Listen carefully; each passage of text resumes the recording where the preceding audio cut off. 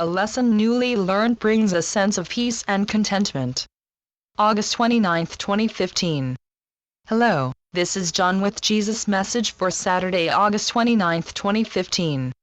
For a change, I am including my whole channeling exchange with Jesus today, Friday, August 28, just so that you can see or hear how it happens. I do take breaks, as the energy gets quite intense at times, and then I return to my computer and we continue from where we broke off. A lesson newly learned brings a sense of peace and contentment. Me. Good morning, dear Jesus. Thank you very much for your last message. It is nice to be communing with you once again after the long summer break that I took.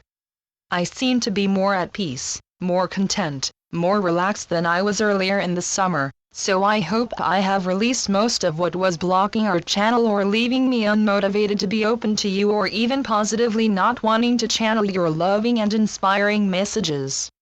So, if you are available, can we please start a new one? Jesus. A very good morning to you, John. Yes, I am most definitely available to commune with you. I am always available, so never hesitate to call on me, as my task, my duty, my loving service is to be available to all who call on me. Relax for just a moment, then we can start. As I keep telling you, keep on hammering into you, all are one. The state of separation from one another that appears to be the human condition is illusory, even though it seems so real to you all. When God created you, He gave you everything that He is, infinite unconditional love, and also therefore, the absolute freedom. Free will, that is one of its innumerable loving aspects, because love just loves without conditions, eternally setting you free, while at the same time maintaining you in a state of oneness with itself. Within the illusion, as humans, that seems to be a very paradoxical and confusing idea, because the illusion you constructed was intended to allow you to experience separation, and so the sensed or state of oneness had to be hidden, cloaked, or disguised. In freedom you chose to establish an illusory state of limitation, of separation from God, and therefore from yourself. Real separation is not possible because there is only one, God, and you eternally engaged in an infinitely loving embrace that can never be broken. It really is that simple. All that you, humanity, have to do is open yourselves to your natural state, the state in which you were created and which you have never left, but which you have chosen to hide from yourselves under a cloak of darkness. As an allegory, you can think of the illusion as dark clouds that can obscure the sun. But, the sun is always there, and although the clouds will dissipate, it seems that whether or not you can see the sun depends on fickle weather patterns flowing across the planet and over which you have no control. However, the clouds hiding reality from you are of your own making, and only you can dissolve them.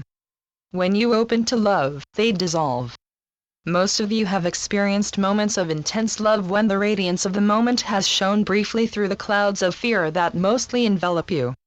But you have considered those moments an aberration, a lucky meeting of minds or bodies when you inadvertently let your guard down and experienced a brief moment of ecstasy.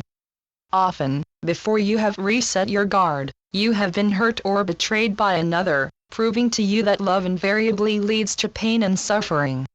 As you mature, or age, that safety barrier becomes ever more firmly established between you and the world outside, to protect you from the inevitable attacks and betrayals that you know are just waiting to breach it. And yet, you see others, maybe only a very few, who do not install those barriers to protect themselves from the dangers surrounding them. They enjoy being vulnerable. You dismiss their behavior as insane, especially if you see them apparently under attack or being betrayed.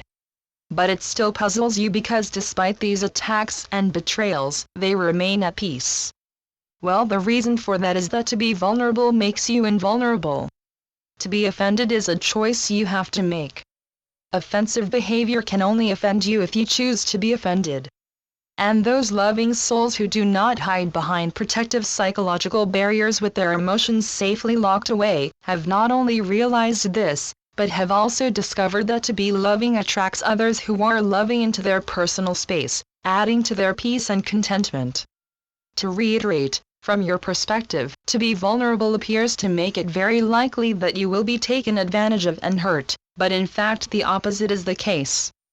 Being vulnerable is being openly loving, being absolutely non-threatening, and while it might appear that that is a very dangerous state to maintain, it in fact draws to you others who are willing and desirous of being loving. To live in such a state dissolves fear and anxiety, and allows you to behave in the most appropriate way in every moment, because the Holy Spirit is guiding your every thought, word, and action. It is a most relaxed and powerful way to go through life. It will not obliterate pain and suffering, but it will ensure that you are not overwhelmed when experiencing them. Life in the illusion is painful, and suffering is unavoidable, but how you respond in each situation is a choice you are always free to make. Often you react out of habit, instead of seeing each moment as independent of previous moments, and so you keep on repeating painful experiences, seeing them as imposed on you by a vicious world or a punishing God, and seeing yourselves as helpless victims in a very unsafe environment. This is never the case. Each one of you is following a life path that you planned prior to incarnating as a human, with the loving guidance and assistance of your mentors in the spiritual realms, or, if you prefer, you may see it as guidance from God, the Holy Spirit, or the Divine Mother. The life path you are on is not random. Everything that occurs during your life has a purpose, either for you directly, or for someone with whom you have a relationship, either long-term or only momentary. Nothing is accidental. Your task on earth is to learn each lesson that you place upon your path as it arises. If you do not, then it will arise again, possibly in a slightly different form, until eventually awareness dawns on you, and you do learn it. The lessons can be rather painful in order to catch your attention, but once learned do not need repeating. A lesson newly learned brings a sense of peace and contentment, and leads to a greater willingness to accept life as it unfolds, because you then realize that indeed everything does have a purpose, which is far easier to see when you accept it instead of fighting against it. In the spiritual realms you have guides and mentors watching over you constantly, ready and waiting for you to ask them for assistance, which they will then most graciously and willingly provide, but only when you ask. To assist before you asked would be an invasion of your personal energy field, an overriding of your free will, and none in the spiritual realms, not even God Himself, would do that. But as soon as you ask, we are there for you, because we love you and we do not want to see you suffering. So, today's message is basically a reiteration of the fact that there is only love, all else is illusory, and that we in the spiritual realms are watching over you constantly and ready to assist you instantly when you call on us. Therefore please call on us for assistance with even the smallest or seemingly most insignificant of issues, because it is our joy and our duty to serve you in any way that we can. Your loving brother, Jesus. Channeled by John Smallman. johnsmallman.wordpress.com